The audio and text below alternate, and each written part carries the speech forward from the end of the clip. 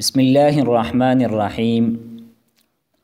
د قوانینو صرف بسلسله کې دا زمونږه پنځم درس دی. ان شاء الله تعالی په دې درس کې به مونږه د اسم مفعول قانون وایو چې مونږ به اسم مفعول دا څنګه جوړو او مونږ به اسم مفعول دا څنګه پیژنو.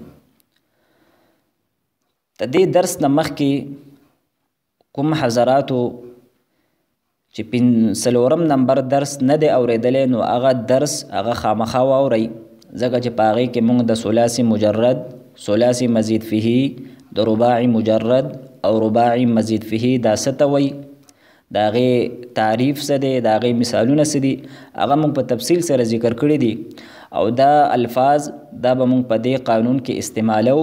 نو لہذا کوم طلبه هغه چې په دې اصطلاحاتو باندې نه پوهیږي نو هغه ځان په هغې قانون باندې پوهه کوي، بیا د هغې نه بعد دا قانون واورئ. نو د اسم مفعول قانون او خلاصه دا ده چې د ثلاثي مجرد کم ابواب دي نو د هغې نه به اسم مفعول دا د مفعول په وزن باندې راځي. دا د دې قانون لومبۍ حصه ده. د ثلاثي مجرد کوم ابواب دي، یعنی هغه ابواب چې د کومو نه اسم مفعول راځي، یعنی هغه بابونه لازم نه دي بلکې متعدي دي. نو د هغې نه به اسم مفعول دا د مفعول په وزن باندې راځي. مونږ یو څو مثالونه ذکر کوو. نو د سمع یسمعون به اسم مفعول دا د مسموع بر وزن مفعول تدې بشانت راځي، یعنی سمع یسمعون به اسم مفعول مسموع راځي. د فتح یفتحون مفتوح، د قرأ یقرؤون مقروء، نصر ینصرون منصور، او دا ټول د مفعول په وزن باندې دي.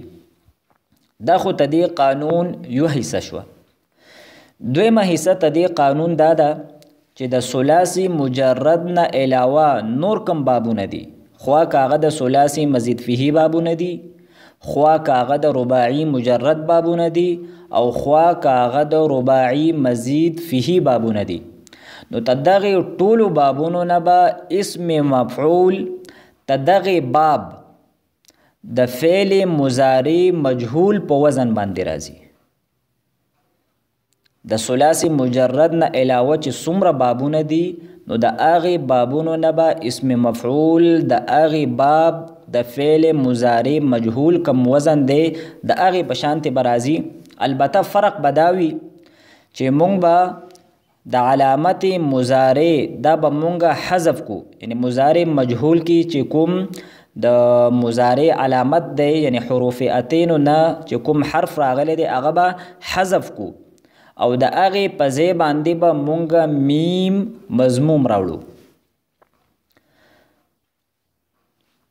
او په اخر کې به مونږ تنوین تمکن یعنی د اسمیت علامت راوړو. نو مونږ سره به د فعل مضارع مجهول نه جوړ شي اسم مفعول. یو څو مثالونه یې مونږ عرض کوو. لکه د اکرم یکرمو باب نه مونږ اسم مفعول جوړو. نو د اکرم یکرمو تدې مضارع مجهول د یکرمو ده، اکرم یکرمو، او د یکرمو مضارع مجهول ده یکرمو. او دا خبره هم یاد ساتئ چې فعل مضارع مجهول کې د آخر نه مخکې حرف دا به همیشه د پاره مفتوح وي. نو مونږ علامت د مضارع د یکرمون حذف کو، تدې په ځای باندې مونږ میم مضموم راوړ او آخر کې تنوین راوړ. نو د یکرمون مونږ سره جوړ شو مکرمون. دویم مثال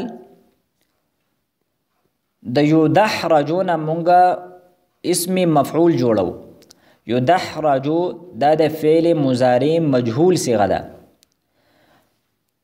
مونږ یا علامت د مضارع حذف کو، تدې په ځای باندې مونږ میم مضموم راوړ او په آخر کې تنوین ولګاو. نو د یدحرجون جوړ شو مدحرجون. اوس د احرن جمع کم باب د احرن جمع یحرن جمو مونږ تدې نه اسم مفعول جوړو. نو د احرن جمع نه فعل مضارع معلوم راځي یحرنجمو او مضارع مجهول راځي یحرنجمو او د فعل مضارع مجهول قانون د مخکې مونږ په تفصیل سره ذکر کړی دی. نو اوس د یحرنجمو نه به مونږ اسم مفعول څنګه جوړو؟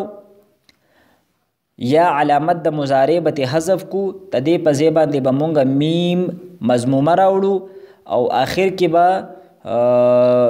تنوین ولګو. نو مونږ سره به د یحرنجمو نه محرنجمون جوړ شي.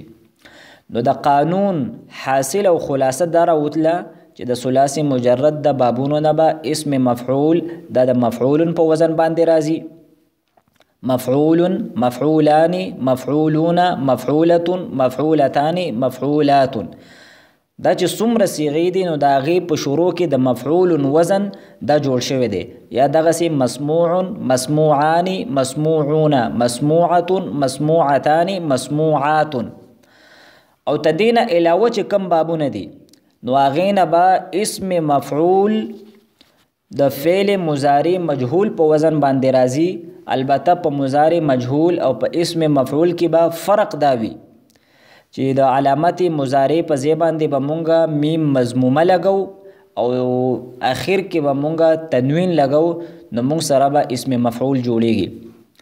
او د هغې یو څو ګردانونه داسې دي، یعنې مکرمون، مکرمانی، مکرمونه، مکرمتون، مکرمتان، مکرمات. یا مدحرجون، مدحرجان، مدحرجون، مدحرجتون، مدحرجتان، مدحرجات. نو د اسم فاعل قانون مونږ ذکر کو او د اسم مفعول قانون دا مونږ ذکر کو. نو په دې کې آسان فرق دا دی چې په اسم فاعل او اسم مفعول کې خو دواړو کې میم مضموم راځي. په دواړو ګردانونو کې میم دا مضموم راځي. یعنی کوم د ثلاثي مزید فيه، رباعي مجرد او رباعي مزید فيه کوم د اسم مفعول او د اسم فاعل ګردان دی نو عام طور باندې طالبان په دې کې خطا کیږي. نو د هغې د پہچان اسانه طریقه دا ده چې د اسم فاعل په ګردان کې به د آخر نه مخکې حرف دا مکسور وي او د اسم مفعول په ګردان کې به د آخر نه مخکې حرف دا مضموم وي. لکه مدحرجون دا اسم فاعل لی ځکه چې د آخر نه مخکې حرف باندې کسره ده، او مدحرجون دا اسم مفعول لی ځکه چې د آخر نه په مخکې حرف باندې فتحه ده. یا مکرمون دا اسم فاعل لی ځکه چې د آخر نه مخکې حرف هغه مکسور دی، او مکرمون دا اسم مفعول لی ځکه چې د آخر نه مخکې حرف دا مفتوح دی. او د ثلاثي مجرد نه اسم فاعل او اسم مفعول د هغې په وزنونو کې فرق دی ځکه چې هغه بالکل واضح دی. یعنی د ثلاثي مجرد نه اسم فاعل د فاعل په وزن راځي او د اسم مفعول هغه د مفعول په وزن باندې راځي. تو دا مونږ سره د اسم مفعول قانون شو او د اسم فاعل او د اسم مفعول پہچان به مونږ څنګه کو او د دې دواړو په منځ کې فرق څنګه دی. واخر دعوانا ان الحمد لله رب العالمين.